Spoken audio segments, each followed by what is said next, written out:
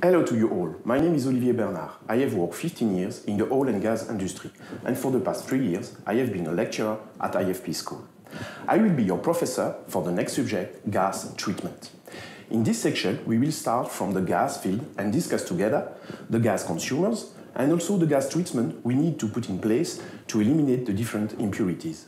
After that, we will look in detail at the gas liquefaction process, which is a critical step for transportation of gas in liquid form. Finally, at the end of this video, we will summarize the gas treatment processes in a process flow diagram.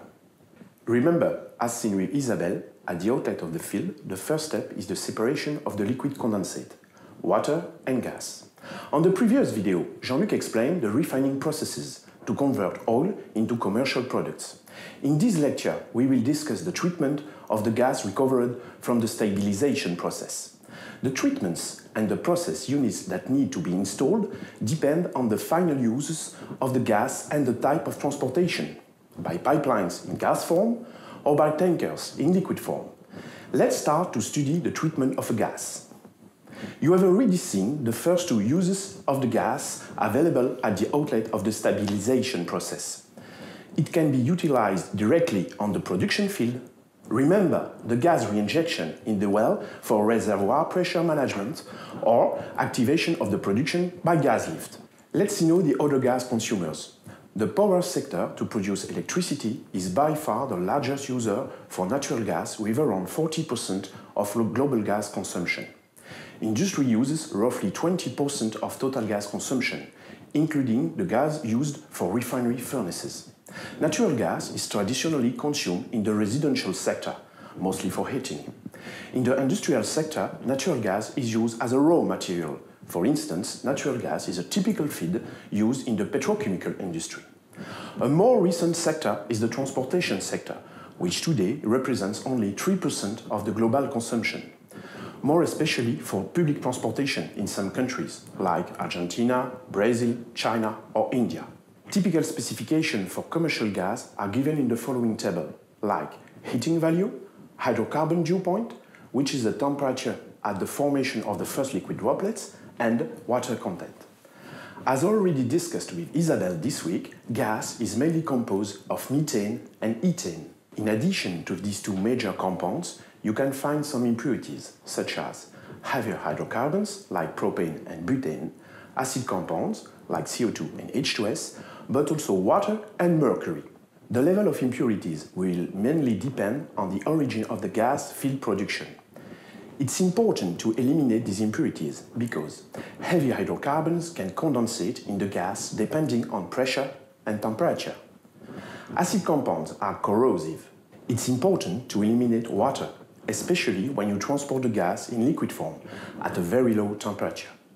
Otherwise, you will have a problem of plugging because of the formation of hydrate and ice. Mercury is really corrosive, especially for aluminum metallurgy, used in the liquefaction unit.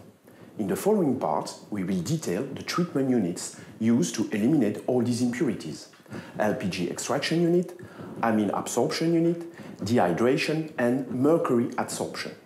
Of course, the treatment processes to be installed will depend on the type and quantities of impurities in the gas at the inlet of the plant.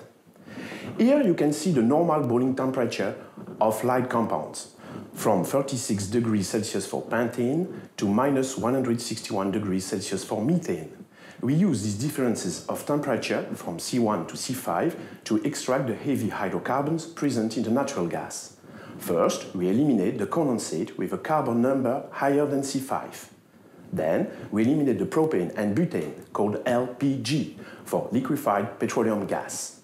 The processes of removing LPG is done by adjusting the dew point, by cooling and separation, in combination with a pressure drop. Finally, we obtain the liquefied natural gas, called LNG. The two main acid gas compounds in natural gas are hydrogen sulfide, called H2S, and carbon dioxide, called CO2. To eliminate these two acids, the main processes used is amine absorption. The gas containing H2S and CO2 is put in contact in a chemical liquid absorbent. For H2S and CO2 removal, the solvent is an amine, such as diethanol amine called DEA. Let's have a look inside the absorber. A chemical reaction occurs between the H2S and the DEA. The H2S reacts and moves from the gas to the DEA. The sweet gas goes to the outlet of the absorber column without H2S, and the spent amine goes to the regeneration column. Let's see how we put this reaction into practice to eliminate CO2 and H2S. The sour gas containing CO2 and H2S enters at the bottom of an absorber column. The DEA enters at the top of the column. As we have seen, the H2S moves from the gas to the DEA. The sweet gas without H2S and CO2 is recovered at the top of the absorber. The DEA with the H2S flows to a regenerator column. The DEA and the H2S goes inside the column, where the H2S is stripped from the DEA by steam generated at the bottom of the column by a reboiler. The H2S is stripped out of the DEA solution at the top of the regenerator. The regenerated DEA goes to the absorber again. Because H2S is a poison, H2S and CO2 are treated in an additional unit called a close unit. This unit transforms H2S into liquid and solid sulfur used by chemical industries. The first equipment of the close unit is a furnace, where H2S is mixed and burned with air, under controlled operating conditions, to give sulfur and water. The sulfur is condensated and recovered in liquid form. Because this reaction is not complete, we add 2 or more catalytic stages to the process. The reactors containing the catalyst are operated at around 250 degrees at 1 bar. Liquid sulfur is again recovered at the outlet of each reactor. Let's talk now about the dehydration of the gas. The water comes from the gas itself. Water in natural gas can create problems during transportation and processing, like hydrates or ice formation, which may block the instrumentation, equipment or pipelines. A hydrate is a solid formed from the combination of water and low molecular weight molecules, such as CH4. There are 3 common processes of dehydration.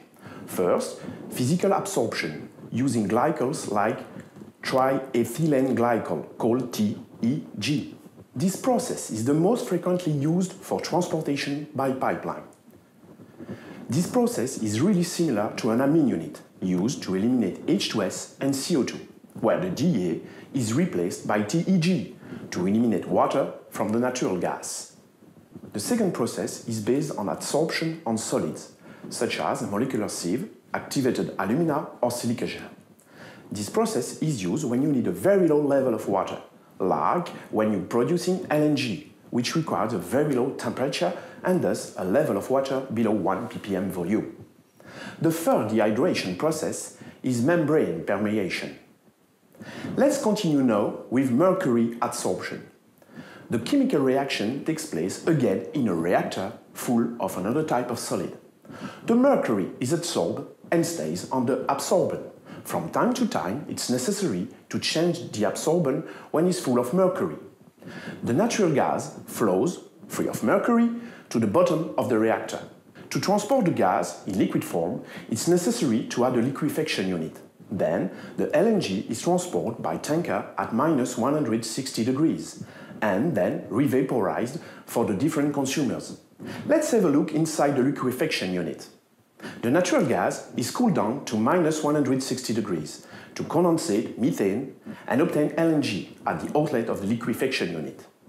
To decrease the temperature step by step, the gas passes through a series of cooling systems.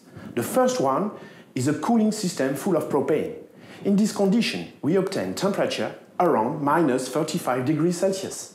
Then, a second loop is full of ethylene to obtain a temperature around minus 98 degrees Celsius. The last cooling loop is with methane to reach the outlet of the unit at a temperature around minus 155 degrees Celsius. The pressure at the inlet of the unit is around 60 bars. At the outlet, the LNG is stored at a pressure of 1 bar and at a temperature of minus 160 degrees. To conclude, at the outlet of the gas treatment plant, we have 2 options. First, the gas is exported in gas form by pipeline after compression to around 150 bars. Or second, after the liquefaction unit, the LNG is exported in liquid form by tanker. Next week, Ludivine will explain in detail this gas logistics chain, including transport and storage. To finish, I would like to summarize what we have seen together in a process flow diagram. After the stabilization to eliminate the condensates, the gas is treated in an amine unit to eliminate H2S and CO2.